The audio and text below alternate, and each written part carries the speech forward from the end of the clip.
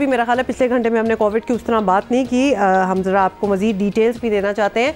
आपको बता दें कि Karachi, as we told you earlier, Karachi को कोरोना ने पूरी तरह अपनी लपेट में ले लिया है और मुस्बत केसेस की शरह जो है अब वो 40.13 हो गई है, यानी मोर देन 40 प्लस हो चुकी है परसेंटेज। और गुज़िश्ता रोज़ तकरीबन कितने हुए हैं जी? 58,000 जी। गुज़श्ता रोज़ आपको बताएं कि खैर हमने बताया था कराची में 58,000 प्लस जो है टेस्ट हुए हैं। बिल्कुल वो टेस्ट हुए हैं और टेस्ट में से 5,472 टेस्ट जो है वो कोरोना केसेस मुस्बत आए हैं। ओवरऑल की हम बात कर रहे हैं।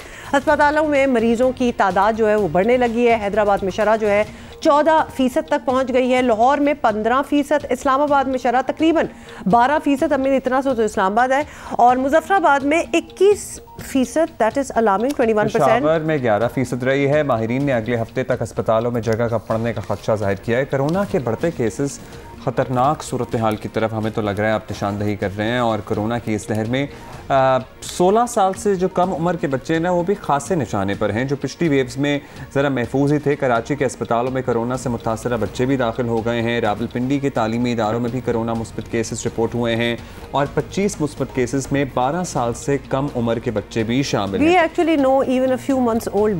जी, हमारे अपने ही कॉलीग का एक बेबी है जो कि 24 घंटे के लिए अंडर ऑब्जर्वेशन अस्पताल में। लेकिन ये सारी सूरत हाल है। अब लिटरली अब तो हम ये कह, अब वैसे तो लोग आपको पता है ना रिलक्टेंट होते हैं पाबंदियां वगैरह ना लगें, लेकिन लिटरली अब खौफ आना शुरू हो गया है।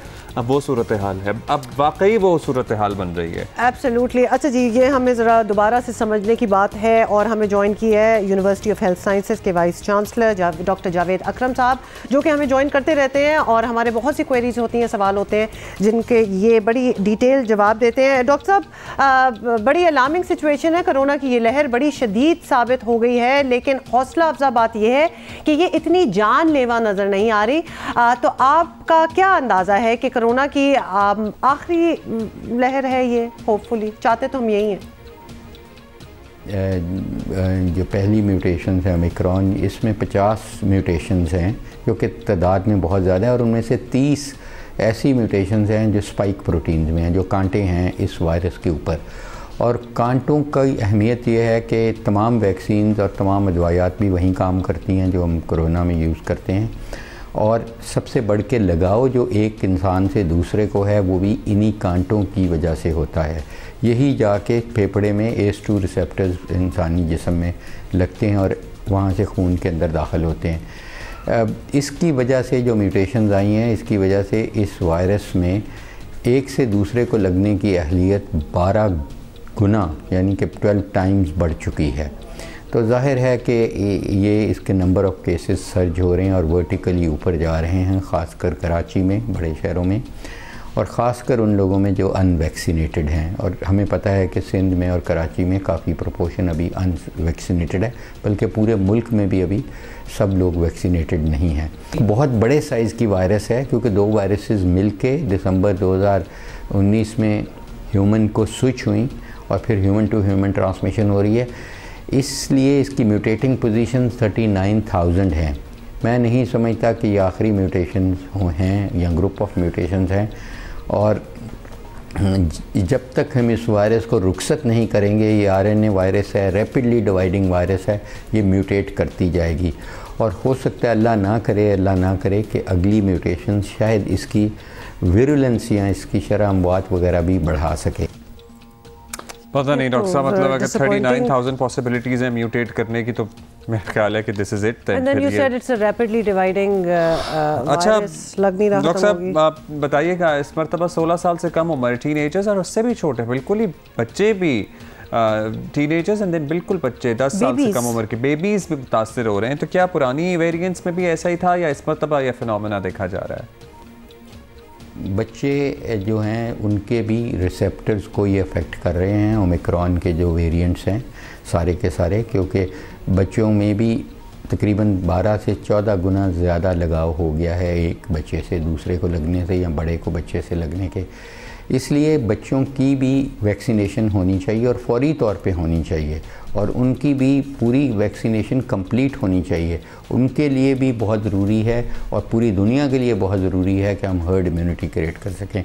देखें, जो ज़्यादातर वेरिएशन आ रही हैं वो आ भी उन ख़ित्तों से रही हैं इस वक्त जहाँ वैक्सीनेशन रेट बहुत कम है, जैसे अफ्रीका, जहाँ से ये साउथ अफ्रीका से आई, 6% सिर्फ बरसगीर अफ्रीका में वैक्सीनेटेड लोग हैं। तो आइंदा भी प्रिडिक्टेड यही है कि जहाँ वैक्सीनेशन कम होंगी, चाहे वो मुल्क में हों चाहे इंटरनेशनली वो एरियाज़ हों, वहाँ से राइज़ होंगी ये जो म्यूटेंट्स हैं बच्चों में या बड़ों में होंगी। इसलिए मैं समझता हूँ कि बच्चों को 8 साल की उम्र और अबव लगनी चाहिए फौरी तौर पे वैक्सीन, और अब बहुत सारी स्टडीज़ इंटरनेशनली 5 साल के बच्चों में भी हो रही हैं। अच्छा डॉक्टर साहब, एक और चीज़ हर्ड इम्यूनिटी की आपने भी अभी बात की है। कोरोना की शिद्दत के बावजूद हुकूमत पाबंदियां लगाने में कोई दिलचस्पी नहीं दिखा रही, जिस तरह we have seen the past as well. तो आपके ख्याल में क्या ये हर्ड इम्यूनिटी के लिए किया जा रहा है, और अगर ऐसा ही है तो क्या मशवरा देंगे? बहुत गलत तासर है और बहुत गलत परसेप्शन क्रिएट किया जा रहा है कि सबको इन्फेक्ट होने दें ताकि हर्ड इम्यूनिटी क्रिएट हो जाए। इस हर्ड इम्यूनिटी का कोई फ़ायदा नहीं है। जो आपको इन्फेक्शन के बाद इम्यूनिटी मिलती है वो बहुत शॉर्ट टर्म होती है, और वो उसमें वायरस की वजह से जो आपकी एंटीबॉडीज़ बनती हैं IgG या IgM, वो दोनों नॉन न्यूट्रलाइजिंग एंटीबॉडीज़ हैं। वो सेकंड टाइम आपको अटैक से न्यूट्रलाइज नहीं करेंगी जो आपके वायरस दोबारा एंटर होगी। इसलिए और फिर उसकी बहुत बड़ी प्राइस है पे करने की, in form of disease, in form of life, in form of economy. तो मैं समझता हूँ कि वैक्सीनेशन वाहिद हल है कि जिसमें हम हर्ड इम्यूनिटी क्रिएट कर सकते हैं। और मैं समझता हूँ कि हुकूमत को इस कदर पाबंदियाँ ज़रूर लगानी चाहिए कि जो ये 2-2 हज़ार लोगों की शादियाँ हो रही हैं, इनको फौरी तौर पे बैन करना चाहिए। गैदरिंग्स, चाहे वो पॉलिटिकल नेचर की हैं, चाहे वो रिलीजियस नेचर की हैं, सोशल नेचर की हैं, इनको बहुत ही कम करना चाहिए और इनकरेज करना चाहिए कि ये आउटडोर हों। और मैं समझता हूँ इस वक्त बहुत ज़रूरी है कि हम इस पीक को, 5th पीक को कर्ब करें। अगर ये प्रलॉन्ग हुई तो हमारे हॉस्पिटल्स पे बहुत ज़्यादा प्रेशर आने। बहुत शुक्रिया आपका डॉक्टर साहब, और आपने you have made sense, complete sense के इस टाइम इंटरवीन करना चाहिए। और ये हुकूमती इक़दामात, बेसिकली कोई भी हुकूमत आपको पता है इक़दाम नहीं कर रही है। स्कूल सब कुछ नॉर्मल वैसे ही चल रहा है, स्कूल भी रैपिड टेस्टिंग की जाएगी जिन स्कूलों में कुछ परसेंटेज से ज़्यादा होगा, बाकी सारा सीन भी आपके सामने, शादियाँ उसी तरह हो रही हैं, कोई गैदरिंग पे, नंबर ऑफ गेस्ट पे पाबंदी नहीं है। और ये और लोग जब अपने घरों से बाहर निकलते हैं और देखते हैं ना कि सब कुछ नॉर्मली है, तो देन वो इतनी तवज्जो नहीं देते कि कितना फैला हुआ है और कितना एहतियात करने की जरूरत है। मैं जरा आपको वर्ल्ड इंडिकेटर्स भी बताना चाहती हूँ। हर 2-4 दिन बाद का कह दिया जाता है, मतलब NCOC के किसी रिप्रेजेंटेटिव को हम लेते हैं कि हम 2-4 दिन बाद फैसला करेंगे। This is right time to intervene, क्योंकि अब ऐसा तासुर लगना शुरू हो गया है कि आप लोग किसी हर्ड इम्यूनिटी का इंतजार कर रहे हैं। और डॉक्टर साहब ने हमें वाज़ेह कर दिया, और आई एम श्योर आपके पास भी एक्सपर्ट हैं, कि इस हर्ड इम्यूनिटी का कोई फायदा नहीं है, ये बड़ी शॉर्ट लिव्ड होती है। और फिर कहना है जस्ट रिमाइंड कि NCOC में 10% से ज़्यादा पॉजिटिविटी रेट जिन एरियाज़ की होगी, वहाँ इक़दाम कोई एक्स्ट्रा करने की, SOPs डालने की बात हुई थी। अब कराची तो 40+ है, तो इधर ही कुछ कर देना चाहिए। You need to control. Lahore 15% ये लिटरली ये चीज़ हमारी नज़रों, हम तो रोज़ रिपोर्ट करते हैं, फिगर्स आते हैं, so we obviously give you the true factual figure जो हमारे सामने होता है, विच इज़ अलार्मिंग। दुनिया के फिगर्स भी आपको बता दें, हमारी तो टेस्टिंग इतनी होती है तो हमें पता इतना चलता है। फ्रांस में जी 4,64,000 नए केसेस, मतलब ये आप ज़रा फिगर्स चेक करें। इटली में 2,28,000, अमेरिका में 3,68,000, इंडिया में अगर आप देखें 2,77,000। मतलब this is literally going out of control. लाखों की बात है, और ये दिनों में ये चीज़ें जो हैं ये लाखों के फिगर्स आ रहे हैं। अच्छा, और डॉक्टर जावेद अकरम हमारे साथ थे, उन्होंने कहा जी अगर इस चीज़ का इंतज़ार किया जा रहा है, जो कि लग ही रहा है, जो कि गलत स्ट्रैटेजी है हर्ड इम्यूनिटी वाली, तो ये गलत इसलिए है क्योंकि इसकी कीमत बहुत भारी चुकानी पड़ती है, हेल्थ सिस्टम पे बोझ पड़ता है, लोगों की जानें भी ज़ाया होती हैं, लोगों पे फाइनेंशियल बोझ पड़ता है, फिर हमारी इकोनॉमी भी ओवरऑल सफ़र करती है। आप आबादी देखें, मतलब हर्ड इम्यूनिटी, ये हर्ड है, मतलब ये पूरी एक दुनिया है जो हमारे यहाँ है। So we don't want everybody to be infected at all. एहतियात ही बेहतरीन चीज़, एहतियात ही बेहतरीन है। और हुकूमत को अब मेरा ख्याल है कि NCOC को कुछ सर जोड़ कर, वाकई सर जोड़ कर तो बैठ रहे हैं, बट पता नहीं इंतज़ार किस बात का हो रहा है। कुछ अहम फैसले करने के लिए मज़ीद वक्त लिया जा रहा है, तो अब फैसले कर लें क्योंकि इट्स हाई टाइम। अब अस्पतालों पर भी बोझ पड़ना शुरू हो गया है।